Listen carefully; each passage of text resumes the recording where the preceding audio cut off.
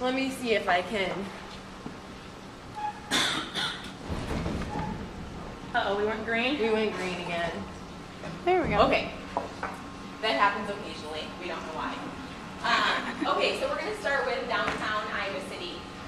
Who lives in Iowa City? A couple people? Who spends some time in Iowa City? Working, playing, having fun, lots of hands, okay?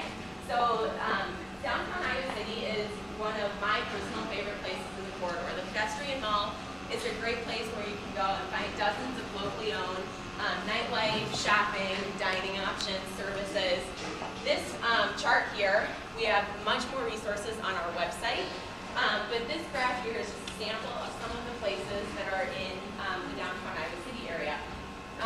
There is an association called the Downtown Association of Iowa City that works to promote and advocate for the downtown Iowa City area, so they have an even more comprehensive list on their website. So I'll highlight a couple. Anyone think that you can't find good fish tacos in Iowa? People laugh, right? Quinn and I were doing a presentation out at GoDaddy for people who were relocating here from Phoenix, and they said, well, I'm assuming I can't get good fish tacos in Iowa compared to Phoenix. Anyone been to Mondo Saloon in downtown Iowa City on the Penn Mall? Fish tacos, have you had them? Amazing, aren't they? A great place to go. Red Avocado, Motley Cow. If you're looking for great fresh menu options or vegan and vegetarian items, those are great choices. Anyone into hot yoga? No hot yoga? Anyone know you do hot yoga? Do you do it at I just moved from Denver, but I have one downtown Very good.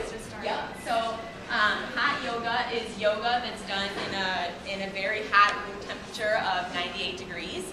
So it's kind of kicking yoga up a notch. And there's the Hot House Yoga in Iowa City right down in the Penn Mall. If you're a t-shirt person, there's a great local store in Iowa City called Raygun. Anyone been there? It's awesome. It's awesome. You have to go to Raygun. They make t-shirts and they're all extremely original and super creative and super fun. A lot of it is different plays on being from Iowa.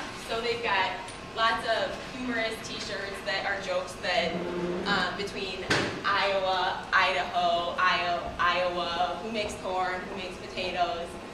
There's one that I particularly like. It shows the state of Iowa, and in the middle of the state of Iowa it says nowhere. And then it has an arrow, like pointing up to the shoulder, and then it shows like the Nebraska, South Dakota area, and it says middle of nowhere. So it's actually pointing not in Iowa, nowhere, middle of nowhere. So they're just really funny. I would strongly encourage spending an afternoon there, just looking at some of the styles that they have. Lots of different places. I could go on and on. The Silver Spider is another great shopping place if you're looking for unique, eclectic items. So that's just a small sample of lots of different things that we could talk about. Went green again. Oh darn it, went green again. Okay, so let's talk a little bit about arts and culture in the downtown Iowa City area. We're going to talk about arts and culture all over the corridor, but for now we're going to start with downtown Iowa City. So, is anyone familiar with the UNESCO City of Literature designation? Couple heads. So, Iowa City is one of 3 cities in the world that is designated as a city of literature. Good idea. Sorry about the angle and head strain. They're a city of literature, so a lot of what happens in Iowa City has to do with this designation. There's a great bookstore called Prairie Lights Bookstore. Great big bookstore that does all sorts of readings from authors, book signings, lots of different things. The University of Iowa has an extremely strong writing program and journalism program, and drives kind of the culture of the written language in Iowa City. There's several different theaters that we could talk about. Anyone want to guess how many there are? Not talking movie theaters, performance theaters. There are, just in downtown Iowa City, there are not 6, there are 3. Anyone name them? Englert is 1. Riverside. Riverside is 2.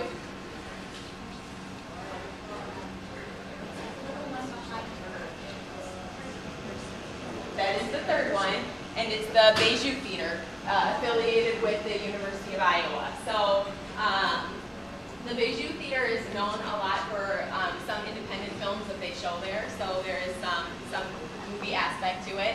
But so there's 3 theaters. Riverside Theater is one that I tend to talk about frequently when I'm giving a Conquer the Corridor presentation. They're known for their one of the festivals that happens in Iowa City, and it's the Riverside Shakespeare Festival. And every summer, down in City Park in Iowa City, Riverside Theater has professional actors and actresses that spend their entire summer rehearsing 2 different Shakespeare plays. So they usually do one that's lighthearted comedy and one that's traditional Shakespeare. So this is performed all summer long, professional artists living, working, spending their time in Iowa City to put on the Riverside Shakespeare Festival. So that's a very, very good one to check out. Lots of museums, the History Museum on the University of Iowa campus. We talked about the Art Museum. Even though it was affected by the flood, the art and the mission of the museum still goes on and on and on. A lot of the art right now is actually in Davenport at the museum there.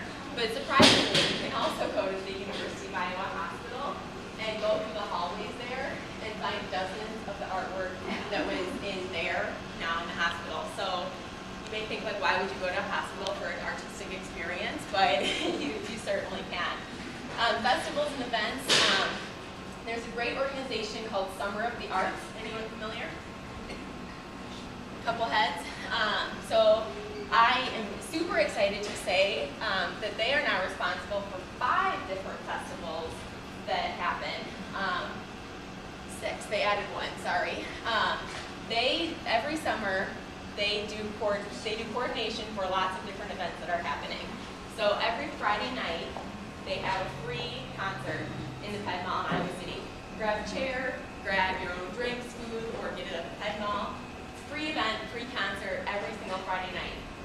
Every Saturday, they have a free movie series on the Penncrest lawn at the University of Iowa. Again, bring your chair, bring your drinks, and it's a free movie open to the public. They have 3 other festivals that are weekend events. One is the Iowa Arts Festival, one is the Jazz Festival, one is called Sand in the City, and this is a fairly new one. Anyone familiar with this one? Yep. Have a favorite experience or anything to say about it? It's a great experience for I think kids and just enjoy watching sculptures. Super fun. So community teams are formed and compete in building sand sculptures. The one that always stands out in my mind, Riverside Casino, which is in Washington, Iowa, about 15 minutes from Iowa City. They formed a team and they were going to build this sand sculpture. Their sand sculpture was dogs playing poker, and they did it as a sand sculpture. And these are 6 feet high, 6 feet wide. They're just teams of people that form. They spend 2 hours with a professional architect learning how they're going to actually make this happen. But it's a really fun event. It's really cool to watch. So intricate, all the details in the sand art. So that's a really cool one. And I just realized that the Summer of the Arts organization has added yet another event. So in addition to Saturday night movies, they also have Saturday night live stage. So this is something very new for the first time that's happening this year. But they've already got a full calendar of events on their website of Saturday night live stage things that are going on in downtown Iowa City. So a lot more that we can talk about, but for the sake of time, I'm going to hand it over to Quinn. All right, let's move a little further south and let's talk about downtown Cedar Rapids.